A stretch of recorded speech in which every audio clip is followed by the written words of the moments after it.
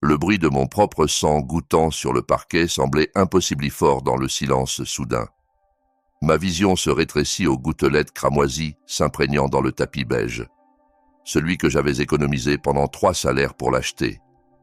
L'empreinte de la main de maman brûlait sur ma joue, tandis que les doigts de papa s'enfonçaient encore dans mon bras, me plaquant contre la bibliothèque où ma tête avait heurté le coin. « Sale ingrate !» cracha maman, son alliance captant la lumière de l'après-midi alors qu'elle attrapait son sac. « Tu te crois meilleur que nous maintenant ?» Derrière elle, Eva, ma fille de 8 ans, se tenait figée dans l'encadrement de la porte, ses petites mains tremblant tandis qu'elle assistait à ce que j'avais passé des années à lui cacher, la vérité sur ma famille. « Maman !» cria-t-elle en courant vers moi. Mais maman bloqua son chemin. « Reste en dehors de ça, petite fille !» lança-t-elle d'un ton sec. « Peut-être que si ta mère écoutait comme Kayla, elle ne serait pas punie. Je m'appelle Nicole. J'ai 34 ans et je suis une mère célibataire. C'est l'histoire de comment j'ai reconquis ma valeur après que ma famille ait essayé de me briser. Je sentais le sang chaud couler le long de ma tempe tandis que je luttais pour me lever, mes jambes instables sous moi. Le message texte qui avait déclenché ce cauchemar brillait encore sur l'écran de mon téléphone, posé sur la table basse. Le loyer est dû. Aide ta sœur. Nous t'avons élevé mieux que ça. 2 heures après avoir ignoré ce message, ils avaient débarqué à mon duplex. Sans avertissement. Maman n'avait pas frappé. Elle avait cogné à la porte comme un recouvreur de dettes. Papa se tenait derrière elle avec ce regard suffisant qu'il arborait toujours avant de me faire la leçon. « Pourquoi tu ne réponds pas à nos messages ?» avait exigé maman quand j'avais ouvert la porte. Je vous l'ai déjà dit. Je ne peux pas payer le loyer de Kayla ce mois-ci, avais-je répondu, ma voix plus ferme que je ne me sentais. La procédure dentaire d'Eva avait vidé mon fonds d'urgence. Le refus de ma sœur de 28 ans de garder un emploi n'était pas mon urgence. Oh, donc la facture du dentiste de ta fille est plus importante que le toit de ta sœur, avait dit papa avec sarcasme, entrant sans invitation. Je ne suis pas responsable de son mode de vie, avais-je répliqué, tenant bon. Elle avait des options. Elle choisissait de ne pas travailler. Ne me mettez pas ça sur le dos. C'est là que les choses avaient dégénéré. Maman avait jeté son sac à travers la pièce en hurlant. Puis la gifle dure et tranchante. Papa m'attrapant le bras, me poussant vers le mur, ma tête cognant la bibliothèque. Maintenant, ils étaient assis sur mon canapé comme s'ils étaient chez eux. Ma tempe saignante n'importait pas. Ma fille pleurant dans le coin n'importait pas. Tout ce qui comptait, c'était le loyer de Kayla. « Nous partirons quand tu auras transféré l'argent », aboya papa. « D'ici là, nous resterons et nous assurerons que tu n'en gaspilles pas plus. » Je regardais le visage strié de larmes d'Eva, ses yeux écarquillés de peur et de confusion. Quelque chose en moi qui s'était plié et cédé pendant des années se durcit soudain. « Sortez », murmurai-je, ma voix comme de la glace. Maman rit. « Ou quoi ? Tu appelleras la police sur tes propres parents ? Même toi, tu n'es pas aussi pathétique. » Je ne répondis pas. Je marchai simplement vers Ava, pris sa main et la menai dans ma chambre. Je verrouillai la porte derrière nous, mes doigts tremblants contre la poignée en laiton. Eva s'allongea à côté de moi cette nuit-là, tenant ma main dans l'obscurité. « Maman », murmura-t-elle, « pourquoi grand-mère et grand-père te détestent-ils » Je ne répondis pas. Je n'avais pas les mots. Mais en cet instant, quelque chose en moi se fissura, puis se repositionna. Je fixai le plafond, reliant des points que j'avais évités pendant des années. La façon dont mes parents avaient toujours favorisé Kayla, les demandes croissantes d'argent, la manipulation émotionnelle et maintenant la violence physique. La lumière du matin filtrait à travers les stores, tandis que j'écoutais mes parents bouger dans mon salon. Ils avaient refusé de partir, campant sur mon canapé toute la nuit. J'habillais Eva avec soin pour l'école, l'aidant à enfiler sa robe bleue préférée, couvrant mon œil gonflé avec des lunettes de soleil. Le miroir montrait une échymose violacée le long de ma ligne de cheveux, impossible à cacher complètement. « Nous allons nous en sortir », lui dis-je, ma voix plus stable qu'elle ne l'avait été depuis des années. Elle hocha la tête, solennelle et confiante d'une manière qui me serrait le cœur. Nous nous éclipsâmes par la porte arrière pendant que mes parents se disputaient dans la cuisine. Je conduisis Ava à l'école en silence, puis me dirigeai vers le tribunal au lieu de mon bureau. mon esprit soudainement clair comme du cristal. 2 ans plus tôt, j'avais commencé à mettre de côté tout ce que je pouvais. Chaque augmentation, chaque prime, chaque mission freelance. Je n'épargnais pas seulement, j'investissais. Et l'un de ces investissements était d'acheter discrètement la maison même où vivaient mes parents, celle où j'avais grandi, une saisie bon marché. Je l'avais achetée via une société à responsabilité limitée avec de l'argent de mes économies de mon travail en TI et un prêt de mon ancien patron. Il était devenu un investisseur silencieux après que je l'ai aidé à économiser des milliers pour son entreprise avec mon travail de sécurité freelance. Il n'en savait rien. Les ecchymoses sur mes bras et le rapport médical frais de l'hôpital que j'avais visité juste après avoir déposé Eva à l'école suffirent. Ils avaient obtenu une ordonnance de restriction d'urgence avant midi. Ils m'avaient blessé devant ma fille parce que je refusais de payer le loyer de ma sœur. Je l'avais dit à l'officier, ma voix ferme. Il n'avait même pas scié. « Vous avez bien fait, dit-il. Laissez-nous nous occuper du reste. » Après avoir quitté le tribunal, je restais assise dans ma voiture et contactais le gestionnaire de la propriété de ma maison d'enfance, celle que mes parents louaient encore au mois le mois. « Sont-ils encore en retard sur le loyer ?» demandai-je, connaissant déjà la réponse. « Ils ont sauté 3 mois, répondit-elle. Nous allions leur envoyer un avis. »« Ne le faites pas, dis-je. Laissez-moi m'en charger. » Cette nuit-là, mes parents eurent l'audace de m'envoyer un message d'un numéro différent puisque j'avais bloqué leurs téléphones habituels après l'ordonnance de restriction. « Papa, tu as embarrassé cette famille. Maman, Eva doit apprendre qui sont les vrais méchants. Papa, tu regretteras d'avoir choisi des étrangers plutôt que ta propre sœur. » La lumière bleue de mon téléphone illumina mon visage dans l'obscurité de ma chambre, tandis que je lisais leur message. Mes doigts planèrent au-dessus de l'écran. Puis je posai le téléphone sans répondre. Je bloquai ce numéro aussi. Ils ne savaient pas que je leur avais déjà envoyé une lettre recommandée avec un avis d'expulsion de 30 jours. Ils ne savaient pas ce qui arrivait ensuite, mais Kayla, si. Une semaine plus tard, je la croisai au supermarché. Elle me regarda comme si j'étais de la saleté, son chariot rempli de produits capillaires coûteux, tandis que le mien contenait des pâtes bon marché et des légumes en solde. « Tu joues encore la victime », ricana-t-elle, jetant un autre article de luxe dans son panier. « Tu veux dire la victime de ton parasitisme ?» dis-je calmement. « Je ne joue rien. Tu vas bientôt voir la scène s'effondrer sous tes projecteurs. » Elle cligna des yeux, confuse.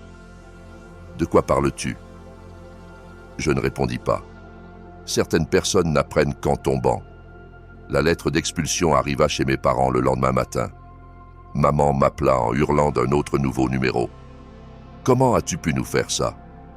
Je répondis sans émotion. « De la même façon que vous avez pu frapper votre fille devant son enfant. Facile. »« Où sommes-nous censés aller ?» pleura-t-elle, sa voix se brisant d'une manière qui m'aurait autrefois fait céder immédiatement. « C'est votre problème, dis-je. Mais si vous avez besoin d'aide, peut-être que Kayla peut payer votre loyer. » Il y eut un silence à l'autre bout. Puis elle raccrocha. Pour la première fois de ma vie, je ne me sentis pas coupable. Je me sentis libre. Le poids de leurs attentes, de leurs exigences, de leurs déceptions, tout cela s'envola en cet instant où je tins bon. La semaine suivante fut chaotique. Mes parents essayèrent de contacter des parents communs, me dépeignant comme cruelle, ingrate, instable mentalement. Je restais silencieuse. Je n'avais pas besoin de me défendre. L'ordonnance de restriction en disait long et ceux qui me connaissaient vraiment comprenaient. Au lieu de cela, je récupérai Eva à l'école avec un cœur calme et lui dis « Nous déménageons ». Ses yeux s'illuminèrent. « Vraiment ? Où ça ? » « Dans un endroit qui est vraiment à nous. » J'avais conclu l'achat d'une petite maison à quelques rues de là, utilisant l'argent que j'avais économisé. J'avais aussi utilisé une partie de ce que j'avais gagné de ma propriété locative. Rien de luxueux, mais elle avait un jardin clôturé, les buissons de lavande préférés d'Ava devant, et la paix. Une paix réelle. Pendant ce temps, mes parents essayaient frénétiquement de trouver un logement avec Kayla, qui, selon ma cousine Sarah, qui gardait encore contact avec eux, était maintenant trop occupée pour aider. Poétique. Je ne me sentais pas vengeresse. Je me sentais guéri. Mais la confrontation finale était encore à venir, une qui se passerait face à face. Exactement 30 jours après la date de l'avis d'expulsion, je me tins de l'autre côté de la rue de la maison que j'avais autrefois appelée chez moi. Le gestionnaire de la propriété avait confirmé qu'il devait être parti avant midi et je voulais m'assurer qu'il respectait l'ordre d'expulsion. La cour avant était encombrée de sacs en plastique, de meubles à moitié cassés et du balançoire de patio tant prisé de ma mère, maintenant rouillé à la base. Mon père arpentait comme un animal en cage. Kayla n'était pas là. Selon Sarah, elle avait pris l'avion pour Miami pour se vider la tête. Je traversais la rue lentement, Eva tenant ma main, ses petits doigts serrant les miens plus fort à mesure que nous approchions. Elle avait un sac à dos sur l'épaule avec son bloc à dessin qui dépassait. Je n'avais pas prévu qu'elle assiste à cela, mais elle avait demandé à venir. Je veux voir à quoi ça ressemble quand les gens obtiennent ce qu'ils méritent, avait-elle dit ce matin-là, son jeune visage sérieux au-delà de ses années. Au moment où ils me virent, ma mère se précipita en avant, traînant une valise derrière elle. « Nicole, tu ne peux pas être sérieuse. » Elle claqua, son visage rouge d'une colère et d'une humiliation mêlée. « Nous sommes ta famille. Tu nous jettes dehors comme des ordures. » Je la regardais sans sourciller, me rappelant la piqûre de sa paume sur mon visage, le son du cri effrayé d'Eva. J'étais une ordure pour vous quand j'avais besoin de protection. Quand Eva avait besoin de protection, vous m'avez blessé comme si j'étais rien. Et maintenant, vous voulez de la sympathie. Mon père s'avança vers nous d'un pas lourd, son ombre tombant sur Eva, qui se pressa plus près de mon côté.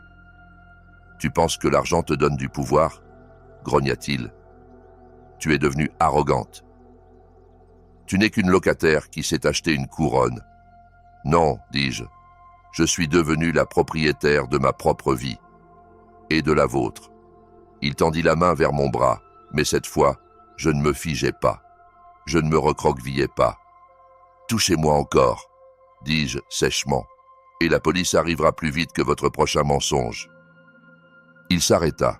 Quelque chose dans ses yeux changea. Peut-être pour la première fois, il réalisa qu'il ne pouvait plus m'effrayer. Eva fit un petit pas en avant, le menton levé dans un geste si semblable au mien qu'il fit gonfler mon cœur de fierté. « Vous n'auriez pas dû blesser ma maman, » dit-elle, sa voix calme mais claire. « Vous avez menti sur l'amour. » La lèvre de ma mère trembla, mais elle ne s'excusa pas. Elle ne le faisait jamais. « Tu regretteras ça, » siffla-t-elle, serrant son sac à main comme s'il contenait le dernier de sa dignité. « Non, » dis-je, « j'ai regretté de vous avoir laissé rester aussi longtemps. » Ils se tenaient là, deux personnes dépouillées de contrôle, leur fierté éparpillée dans l'allée comme les biens qu'ils avaient négligé d'emballer correctement. Ils avaient toujours tenu le pouvoir sur moi par la culpabilité, le silence et la peur. Mais aujourd'hui, les rôles s'inversèrent, et cela ressemblait à respirer pour la première fois. « Allons-y, » dis-je à Eva. Nous marchâmes vers notre voiture sans regarder en arrière. Le poids de leur regard sur mes épaules se sentait différent maintenant, impuissant plutôt qu'écrasant. Plus tard ce soir-là, je nous versai du thé, chamomile pour elle, verre pour moi. Elle s'assit en face de moi à la nouvelle table de cuisine dans notre petite maison. Les buissons de lavande dehors capturaient la lumière dorée de l'heure magique, se balançant comme s'ils nous attendaient. « Te sens-tu mieux maintenant ?» demanda Eva, ses jambes se balançant sous la chaise. Je réfléchis un instant. « Je me sens propre, » dis-je, comme si quelque chose de lourd avait été lavé. Elle hocha la tête comme si elle comprenait. J'avais commencé une thérapie. Eva avait commencé à peindre. Nous reconstruisions lentement non seulement une maison, mais une estime de soi qui avait été volée, brisée et moquée. Et en parlant de reconstruction, si vous sentez que le stress familial ou quotidien pèse sur votre santé, comme il l'a fait pour moi autrefois, pensez à explorer une méthode simple qui pourrait changer les choses. Dans la description de cette vidéo, vous trouverez un lien vers une approche efficace pour réduire votre tension artérielle de 2 points, améliorer votre glycémie, booster votre métabolisme et équilibrer votre cholestérol, tout cela sans complications inutiles. C'est une transformation personnelle qui apporte une paix intérieure réelle et il est temps d'agir pour vous sentir plus léger. Quelques semaines plus tard, je reçus un message de Sarah. Elle était restée en contact avec les 2 côtés de la famille et me dit que mes parents vivaient maintenant dans un appartement d'une chambre au-dessus d'un salon de manucure fermé. Kayla les avait complètement ignorés, ne laissant qu'un message vocal en colère et un compte Venmo vidé. Personne ne se précipitait pour les sauver. Ils avaient brûlé tous les ponts. Je ne répondis jamais à Sarah. Au lieu de cela, je postai une photo d'Ava tenant sa dernière peinture, une petite maison avec 2 bonhommes allumettes et le soleil souriant au-dessus.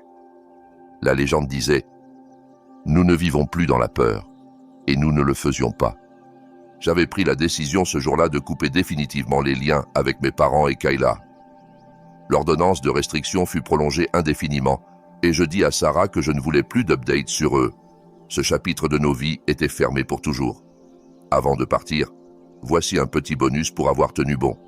Si vous aimez les histoires de croissance personnelle et de transformation, consultez ma sélection recommandée d'audiobooks sur mon canal Vertu et Raison.